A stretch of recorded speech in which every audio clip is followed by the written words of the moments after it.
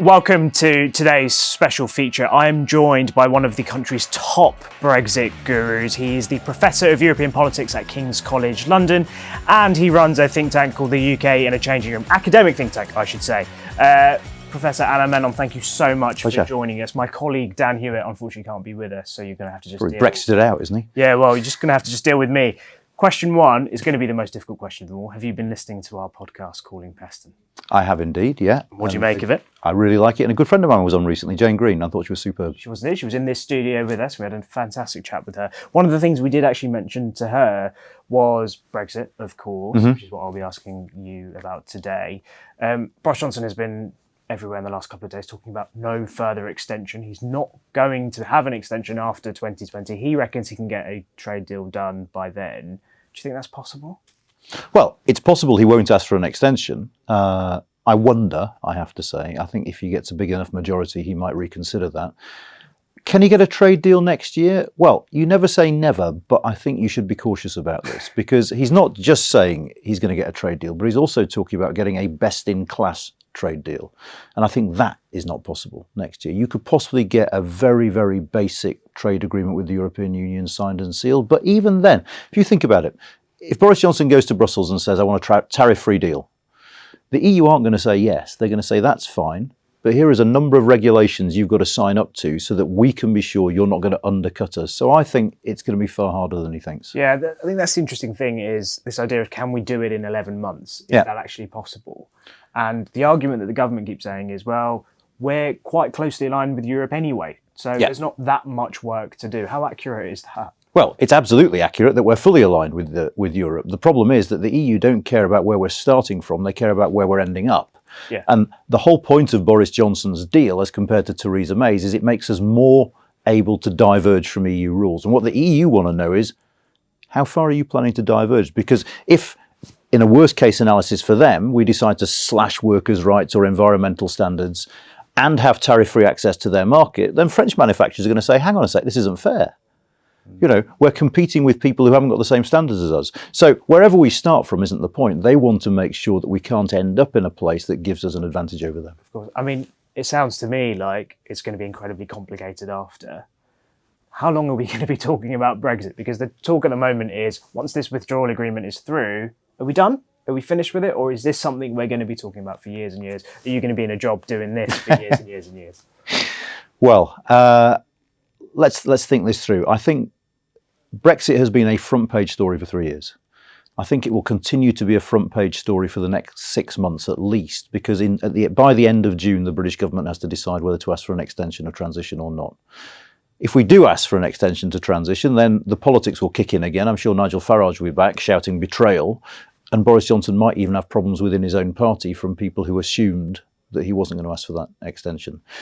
If he says no to the extension, then the next 6 months, Brexit will be on page one because we've got 6 months to prepare for leaving the European Union, if we haven't got a deal in place, on WTO terms, which will be a significant shock to the economy. And so I think for the next year, I'm sorry to say this, yes, we will be talking about very little but Brexit. Thereafter, it kind of depends. If we're in a trade negotiation with an extended transition, I suspect Brexit might shift from page 1 to page 8.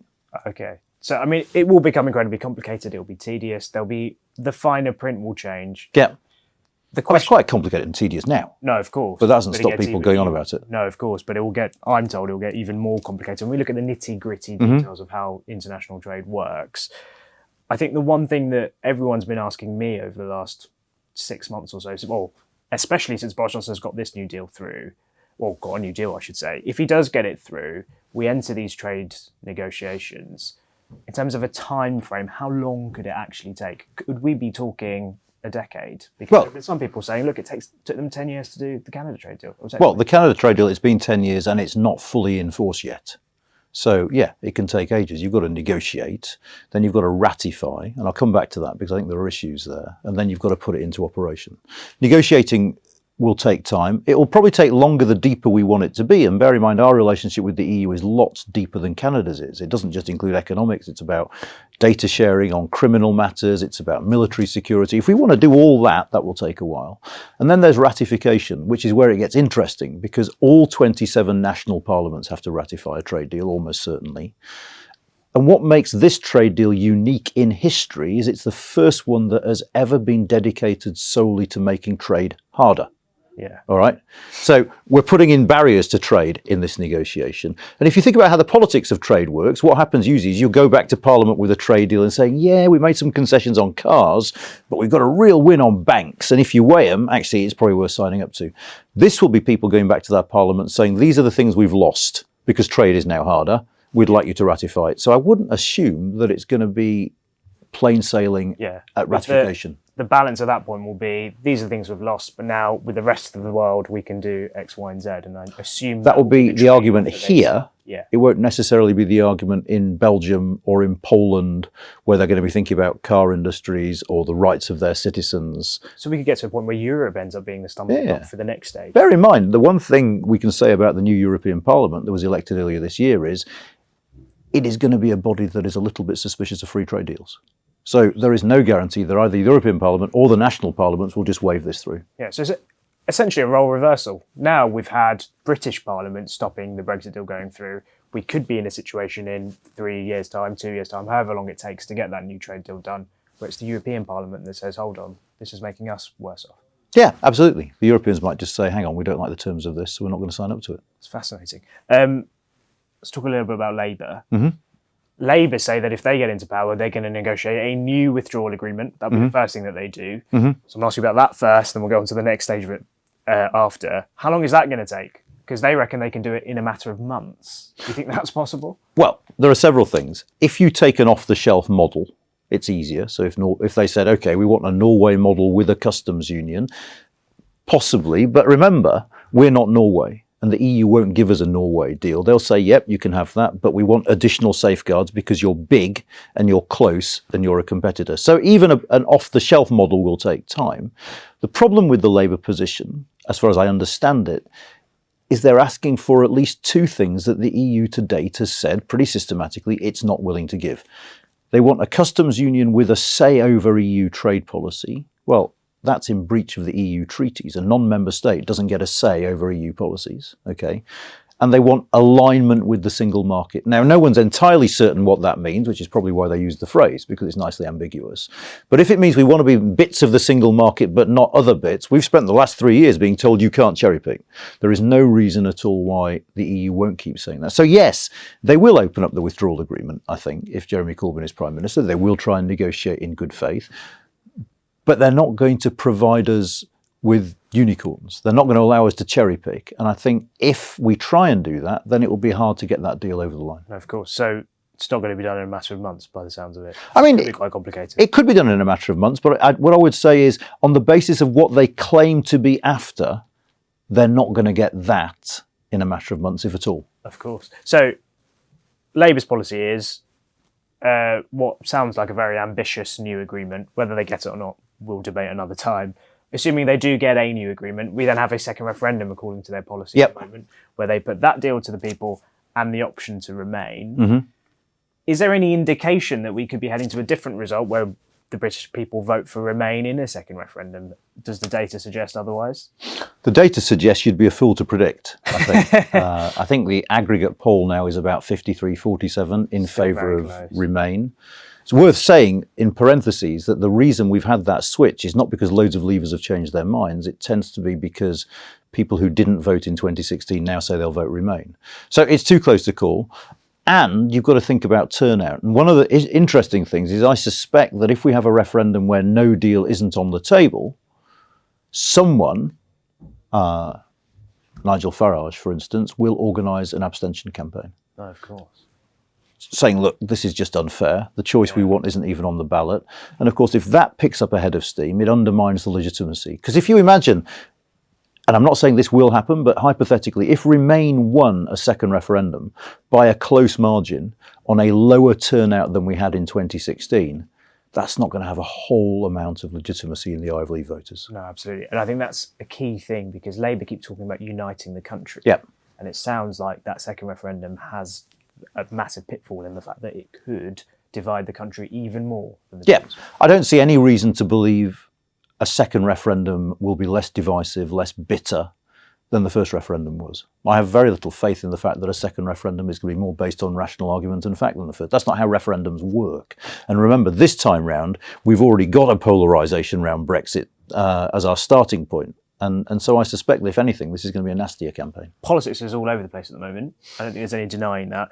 Nigel Farage was hinting that he might vote for the Tories, he might not vote for the Tories, but the fact that a leader of another political party is even contemplating that happening is quite remarkable. Alistair Campbell was on our podcast a couple of days ago. He was talking about campaigning for a former Tory minister, Ian Austin, the former Labour minister. Yep. He was saying, don't vote Labour. Dominic Grieve, a former Attorney General for the Conservative Party, he's standing as an independent.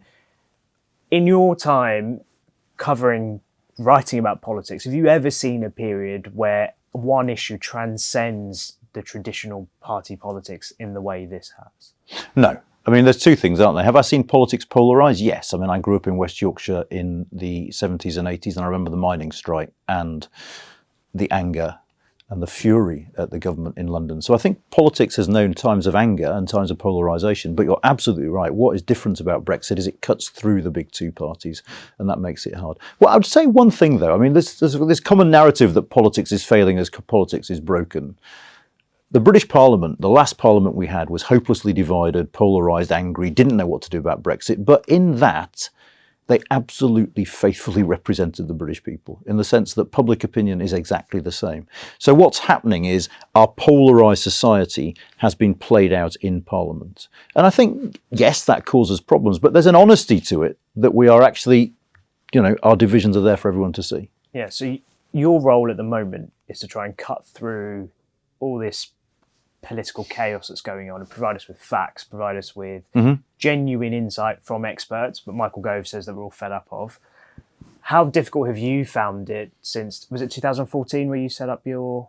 Yeah, where we sort of came into being at the start of 2015. So 2015. From 2015 onwards, how difficult have you found it to cut through that sort of political noise and provide people with genuine, researched and academic information that we all need to make decisions? Well, let me say three things. Firstly, it's not exactly what Michael Gove said in his defence. He was saying something slightly different. And to be fair, he did a debate with Jonathan Portes, one of our people, talking about experts. WTO and all these unelected bureaucrats.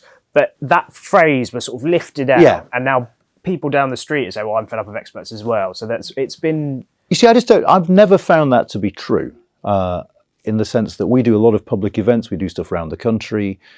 I've never found that people just said, well, look, I just don't believe what you're saying. And part of that is we don't come with an agenda. So I'm not coming saying you should vote Leave, you should vote Remain. I'm coming saying, look, one of my colleagues has written this piece of work on X. You should look at it because it tells you how this might pan out in the event of Brexit. I mean, the big change for us, I suppose, has been we've always been able to supply the stuff.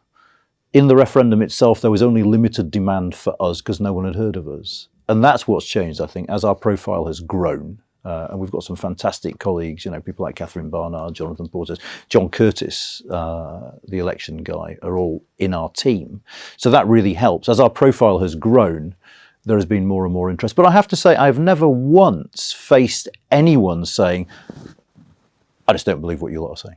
People might say, hang on a sec, I'm not sure I agree with that, which is absolutely fine. We don't claim to have sort of sacred knowledge here, and the stuff we do is open to criticism. But I always think that we have no faith in experts thing is overstated. And if you look at the polling, actually, academics are still amongst those groups that are quite trusted by the public at large. Brilliant. Well, I look forward to reading your next report. That was Professor Anand Menon joining us on the Calling Peston podcast. Please tune in next week as we'll be having lots more fun. Thank you for listening.